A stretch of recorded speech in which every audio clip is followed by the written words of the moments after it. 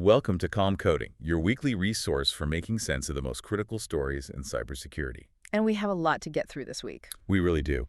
Our mission here is to take this huge stack of recent incidents and turn it into knowledge you can actually use. Right. We're covering everything from, targeted zero-day exploits hitting global giants all the way down to these really simple social engineering campaigns. And that variety is so important because it proves that no one is really safe. It doesn't matter if you're a massive corporation or a small dev team. The threats are coming from all angles. Exactly. And often they succeed for the same reason, which is a failure of trust somewhere in the chain. Okay, so let's start at the top. The high-end corporate chaos with Cox Enterprises.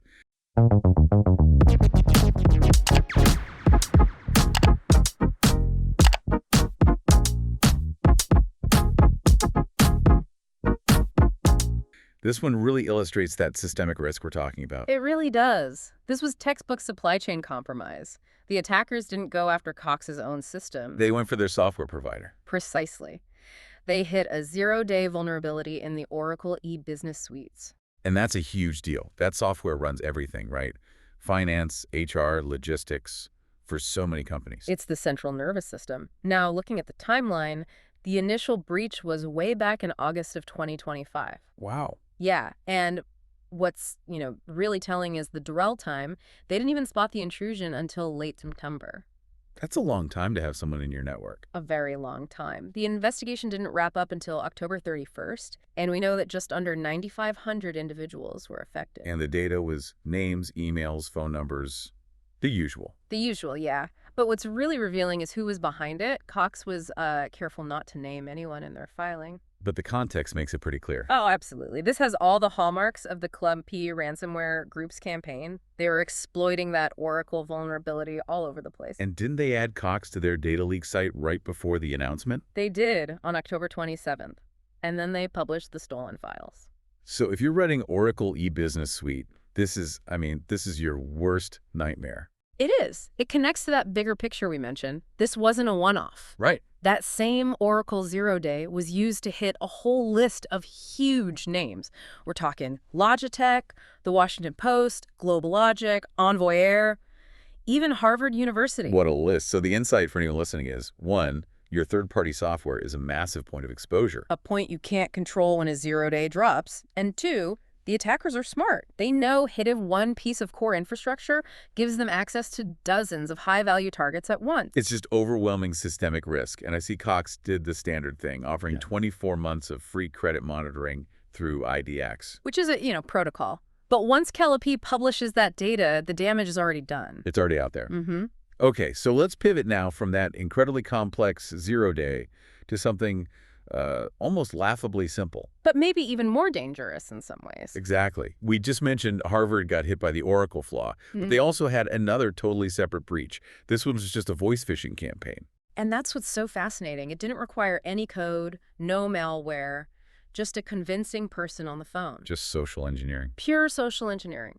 The attacker talked their way into the Alumni affairs and development systems. It exploited human trust, not a software flaw. And the scope was pretty big, affecting alumni, donors, staff, students, even their parents and spouses. Right. So what data did they actually get? It sounds kind of innocuous. Email addresses, phone numbers, event records, some biographical info for fundraising. Yeah, no passwords, no social security numbers, nothing like that. So why is that so valuable? Why should we care? Because that raises a really important point about modern security. We've spent a decade training people to spot generic scam email. Right, the Nigerian prince email. Exactly. But when an attacker has this level of context, they know where you live, what university events you went to, who your spouse is, they can build a spear phishing email that is perfect. It's indistinguishable from a real one. You would never spot it. The vulnerability isn't the data itself, it's the richness of that data. It lets them craft these incredibly tailored lures to trick you into giving up credentials or sending money. And it's not even an isolated incident for these universities, is it? Not at all. Harvard is actually the third Ivy League school after Princeton and the University of Pennsylvania to disclose a breach involving donor info recently. Attackers clearly see these systems as high-value, easy targets. It just goes to show the human element is always the weakest link. Always. Now, let's shift focus again, this time to the people who are actually building our digital world, the developers and creators. The supply chain risk goes way beyond corporate software. Oh, absolutely. It goes right down into the open source tools they use every single day. And we saw two huge examples this week. Where do we start? Let's start with a surprising one, Blender, the open source 3D creation suite. Researchers found Russian hackers exploiting a really simple, convenient default setting. What was the setting? It's called auto run. That sounds like a bad idea already. It can be. What it does is it automatically executes any Python scripts embedded inside a Blend file when you open it. And that's on by default. On by default. It's meant for convenience, to make complex models work right out of the box. But hackers just weaponized it. They'd upload malicious files to creative marketplaces like CGTrader. So an artist thinks they're downloading a cool character rig. They open it. The Python script runs instantly, it pulls down a malware loader, and deploys the StealC infostealer on their machine. And what makes StealC so dangerous? This new version is incredibly comprehensive. It's designed to vacuum up everything a digital creative or crypto user might have. It targets data from over 20 browsers, 100 crypto wallet extensions, 15 wallet apps, chat logs, VPN clients. That's a total data heist. It's designed to strip a victim of every digital asset they have. Just a perfect example of hiding risk in what looks like harmless content. Terrifying. But the risk isn't just in creative tools, it's in the real nuts and bolts of development too.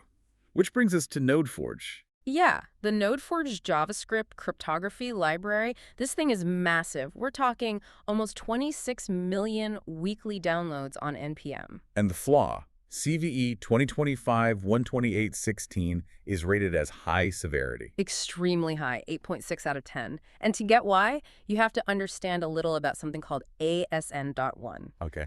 Think of it as the universal language for packaging crypto information, like a digital certificate. It's the wrapper. So it's the container for trust. That's a perfect way to put it.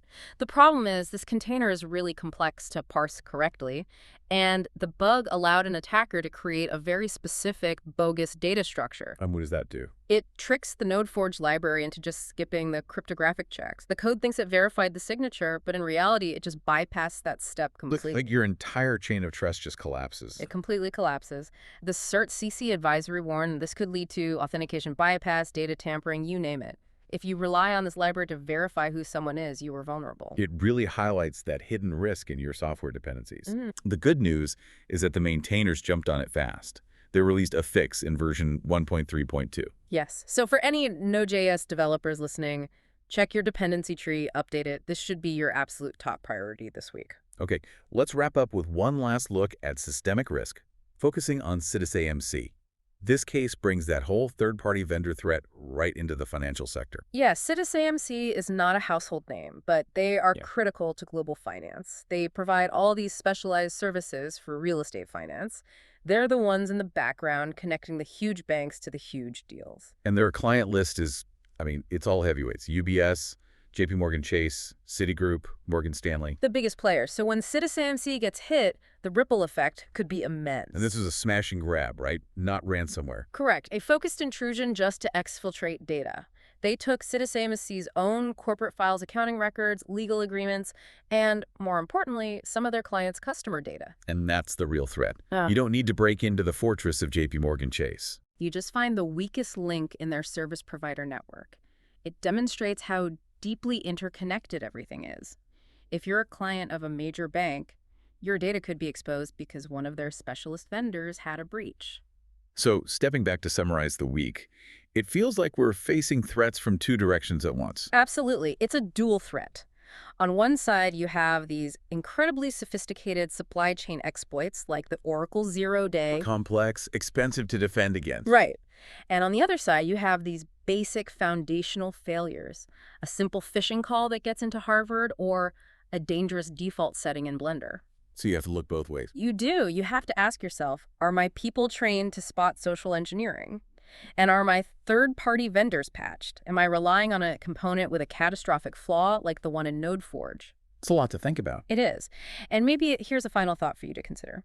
With all this incredibly personal biographical data leaking from places like Harvard, organizations have to fundamentally rethink authentication. Because the phishing emails are just getting too good. They're becoming impossible for a normal person to spot. So can we really keep relying on just passwords and human diligence? Or is the only path forward things like multi-factor and, behavioral biometrics? That is a profound challenge to end on. Thank you for joining us this week. We'll be back next time with another review of the security landscape. Sounds good. Until then, stay curious and stay secure.